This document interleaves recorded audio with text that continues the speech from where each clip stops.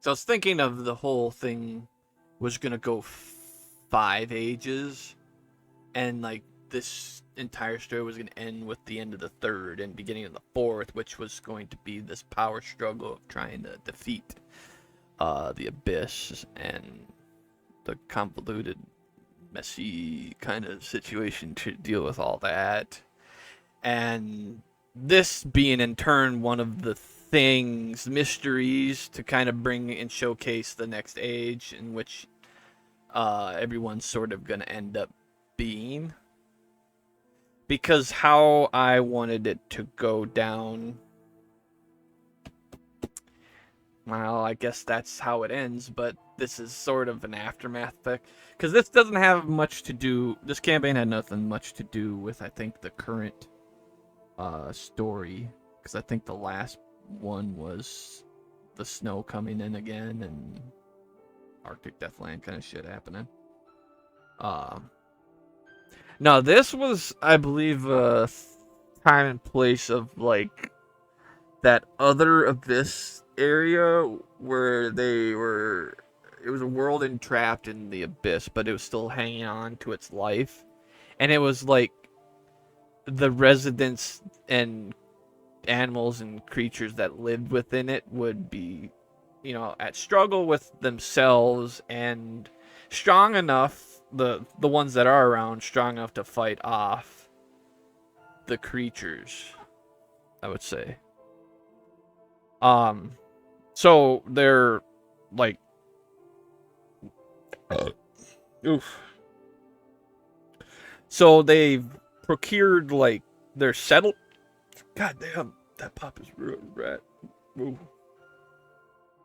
So they procured their settlements, and then they've set up like I want to call it like the Great Wall, but it's like there are certain choke points in which those abyss creatures have to come through. Like, I mean, the various things do end up leaking through for like say that invisible cloak one that sucks brains up. I mean, that one could kind of get through. It'd be hard for them to kind of detect that, and that thing would run rampant, and every so often. But those things are usually clever and smart. They don't usually do that. So I mean, it's just kind of a stray kind of occurrence, but it does happen. But yeah, so they'd have their strong people out at these choke points, and then there'd be this like I want to say so it's a form of necromancy, I want to call it, but like people of the past, um, through whatever lingering resemblance of curses or like sort of shit that messes with their souls from passing on, kind of stuff, would uh tether them to this world. So magics that the people of this world can do is to retrace and bring back those people, no matter how long ago, to fuel their reservoir for manpower to hold on. And through I have no idea how long this world's been long for, but it's definitely older than the current one. So I mean, I guess you could kind of say, I don't know, fifth age. Who the fuck knows?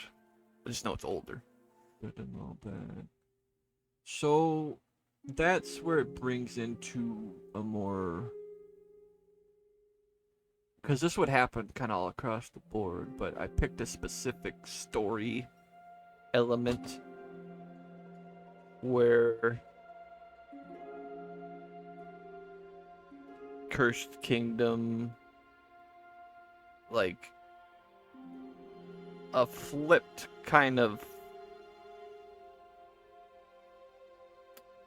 I want to say witch burning trial, but like the royalty ended up like killing this dude's like lover, wife, whatever you want to say. And they're both sort of dark arts fucking advocates. And so this guy, out of his rage and spite, uh, kind of went around cursing the land. Like, not in this. Because people would turn away from helping them all the time, him and his wife, and they'd always treat him as shit. They've kind of grew up in the impoverished area, whereas, like, everybody looked down on them. They'd had to turn to thievery in order to live. They'd been kicked and pushed. And so, where they kind of found their inkling of life still has meanings with each other, and then they're separated now, there is none. So the guy goes around cursing the land and the people within to inevitably die. Like, and it was to turn them essentially, I guess, to rabid monsters that would kill their neighbor. I want to say like crazy, but it'd be sort of an undead kind of thing. Not full blown, but just enough to keep them going. Like the 28 day later thing, but they're not that fast. Like there's a time limit. Like, I don't know, a week, 2 weeks of them just going rabid. Because it's, I mean, I don't think he wanted to ultimately have them lingering on forever. Just wanted them all to die and to be alive long enough to see their loved ones become that and kill their other loved ones and eventually killing them, or they die to the curse itself slowly. Which, towards the end of all that, I mean, players never got to any of this. They couldn't even get past the first fucking quest. I mean, I could have switched the battle map, but I mean, it's recorded and put on there. It's the last thing we did. Yeah, so there's a royal mage, or I guess a scholar of, not scholar, fuck. It's Dark Souls. It's gonna think of Dark Souls.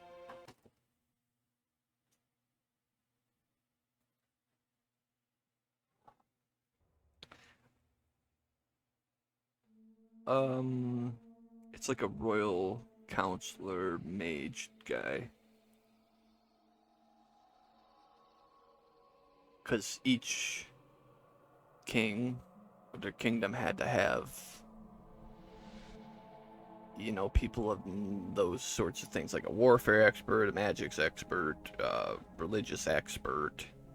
Kind of, that's the sort of setup that this world sort of had in their, like, defense mechanisms, logistics, supply and demand, and then they had merchant, well, I don't know what you call him, treasury guy too. They, so it kind of came down to that guy with only a few royals left and some guardsmen just holding the door to their fort.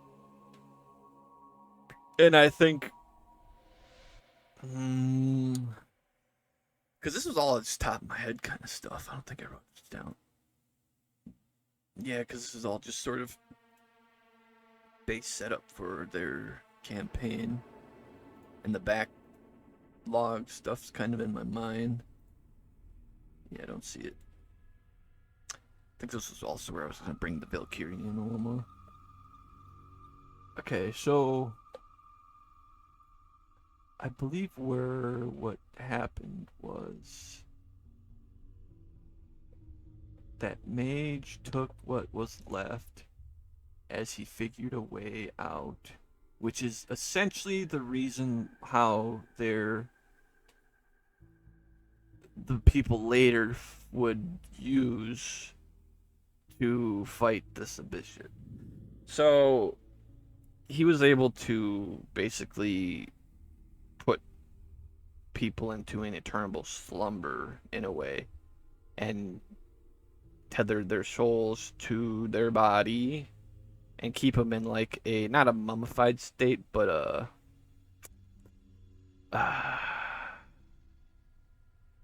Like, you know, Futurama, they had those chambers where they froze them.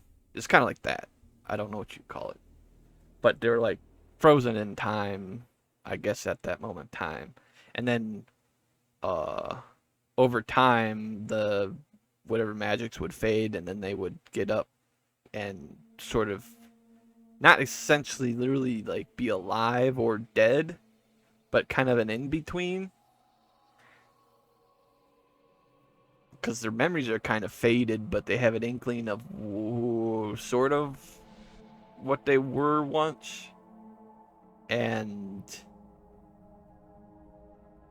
um, I mean they could still die and everything, but they kind of had a kind of magical component inside of their system, but I don't think it was really elaborated on too much because I never got to around to that, and they so at a time they would essentially not be afflicted by the curse, but they'd be sort of free of it. And it was, the best case scenario for them, which whether or not they'd ever retain their normal selves again, that remained unknown because pretty much nobody did. And so that kind of brings us into the campaign as a whole, as these people would get up out of the grave kind of simultaneously because it was sort of a village that was buried up in the whatever, and there was magical barriers put around on these pedestals to keep whatever like scrounging beasts that eat corpses and whatever, what have you. Uh, yeah, they get out and free will walk their way out of said magical barrier, and they sort of unite and work together, figuring out both themselves as well as navigating the world.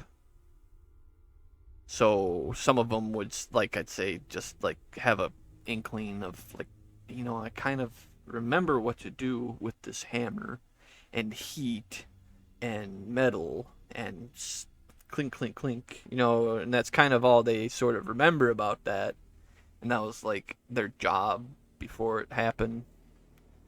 And then names are sort of just they've either given each other or uh, it was the first name to come to mind. Either it was somebody important to them or it could have been them. It remains unseen.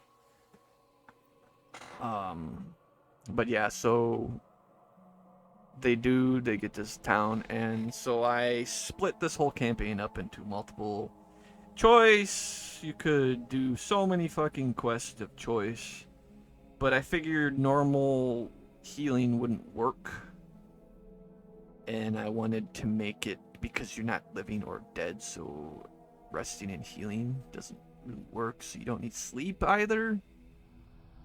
Kind of robotic in a way, I guess, huh?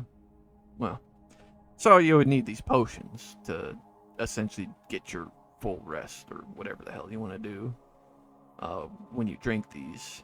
And I mean, you need the ingredients, but once they got the ingredients, I was gonna say, yeah, they're in stock now. You can buy them, and I was gonna limit it, so it's gonna kind of be a little bit more survival. Uh,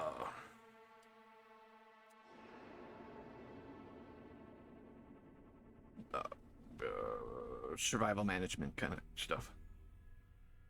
The various quests involved like, yeah, the gathering herbs for the potions, clear this village out, investigate these special kind of like people who did come back, but they went crazy and started becoming those things that the curse originally intended them to be.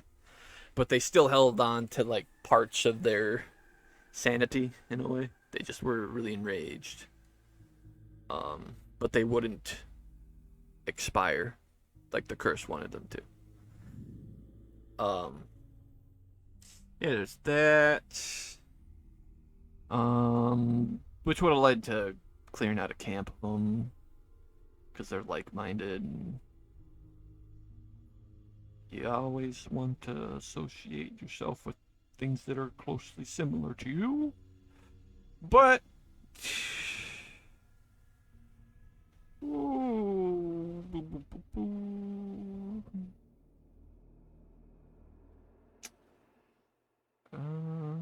Yeah, the ghosts. I mean, there's always gonna be ghosts in this kinds of stuff. Yeah, the mad ones.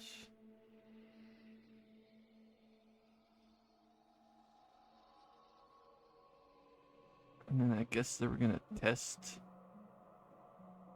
some stuff on beasts. So yeah, I guess they were gonna get some extra stuff to deal with that.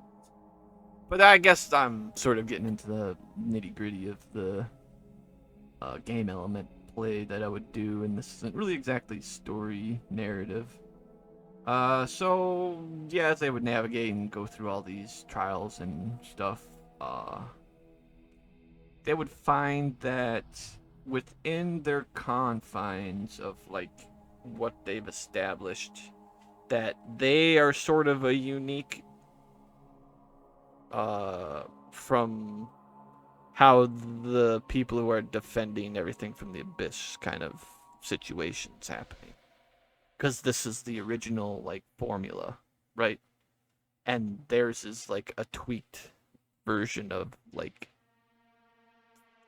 soul flay to flesh, blah blah blah blah. And either it would be like those people where souls were put into like armors, and they're kind of like a animated armor in a way, or they were bound to like a corpse of some dead person that died.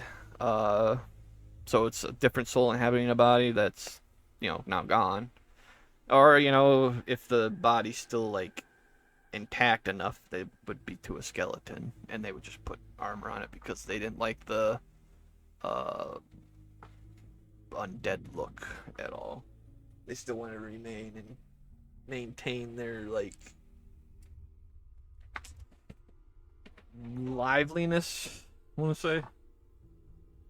So yeah, they would be like this group that would come out here and find this, and they encountered the mad, like crazy ones. They're not speaking language of their language, mind you, because they're like long past. So like let's say some fucking people back in Samaria died in real life, right? And they came back in this day and age. We're speaking English and shit, and they're speaking their Sumerian language. It's like, what the fuck?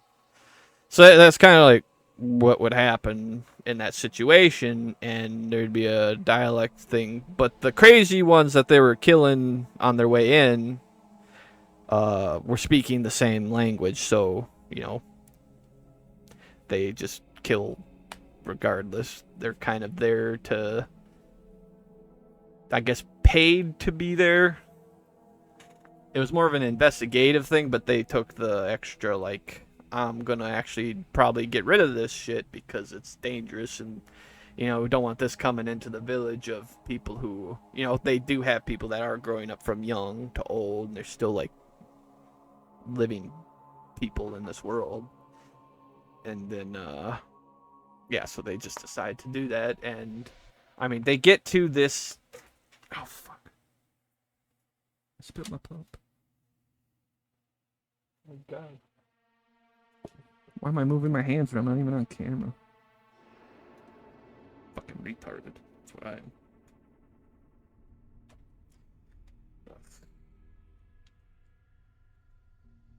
God damn it.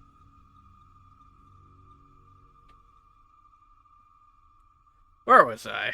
Okay, yeah, so they get to this town. I mean, it wasn't really much, just a little, like, wooden barrier palisade thing. You had, like, these special kind of unit people, and some that used to train in old ways, whatever magics, some shit. original created classes I came up with. Uh, like the fighter class in D&D wasn't really like a warrior. It felt more like what do you want to say? Like the kind of person that would come out with a rapier on a ship and fight. That's kind of what the fighter feels like in the D&D.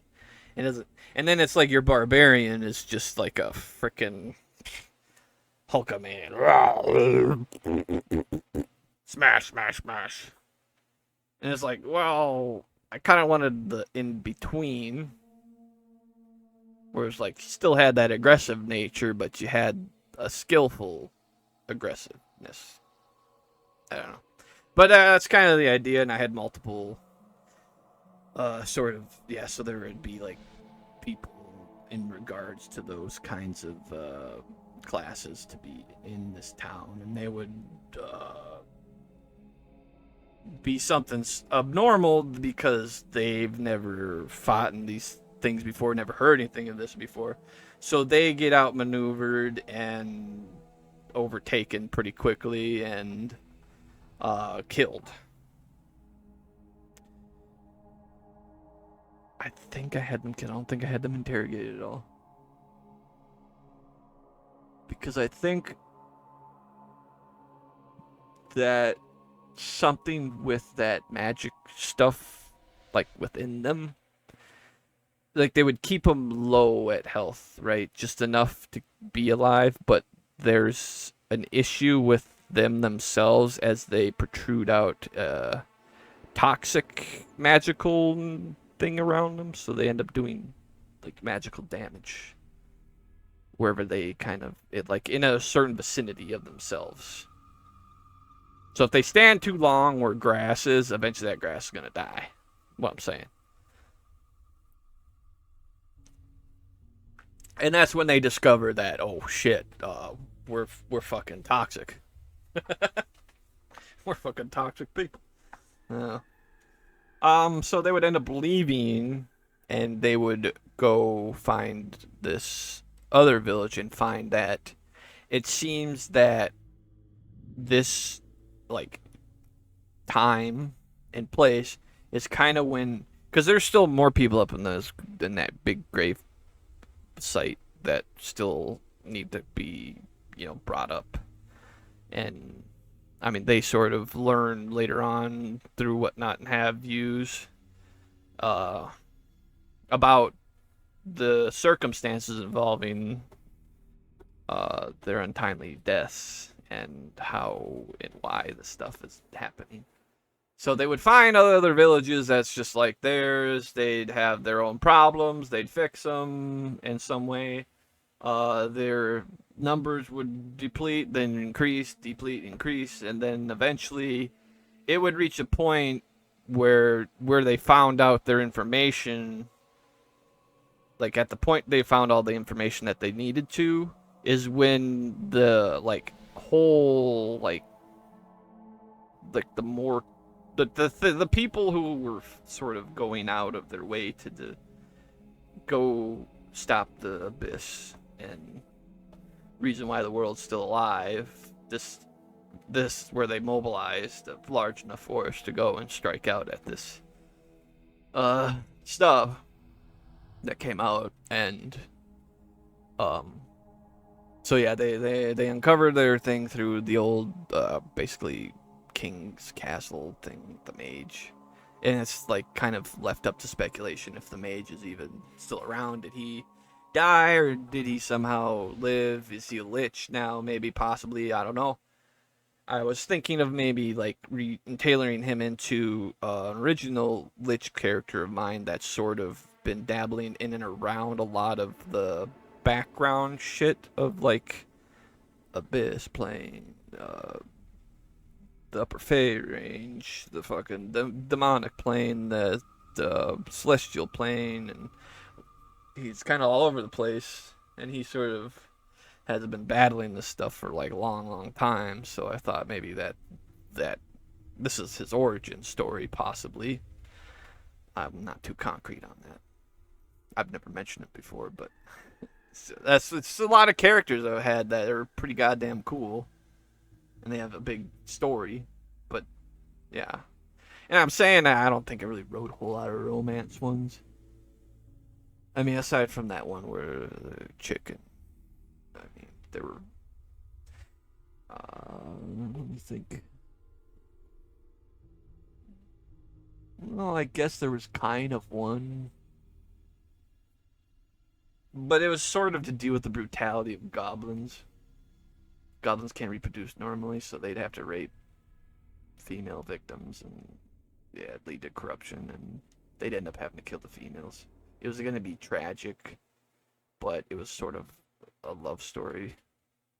And then it was going to be up to the players whether or not to save her. Somehow find fucking, I don't know, maybe heal level 6. Maybe that was going to do it. So back to the story. So yeah, they immobilize, come down, crash down on them.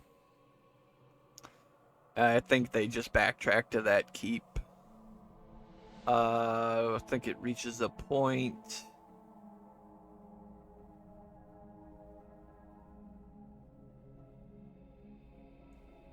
I don't know who was gonna win. I think this was kind of where I stopped. I just knew that they were gonna withdraw back to that keep, and then there was gonna be a big fight. And then I don't know who's gonna come out on top. And what was to come after, because I knew that the abyss. See, this is why this is kind of delved into the like situation they were dealing with, but it was sort of the pretext before they had to go fight abyss stuff. To kind of be like what they're going through internally. Because this kind of shit, however, like the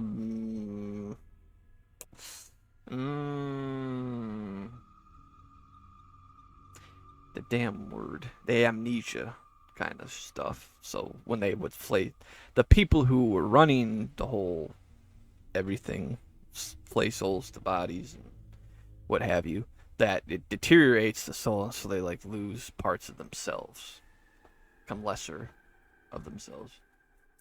But I mean, it's not like they cannot draw back those souls once they die, because they can only pull the souls back from the past that have an inflicted curse or a lingering element, like those ghosts walking around. They could.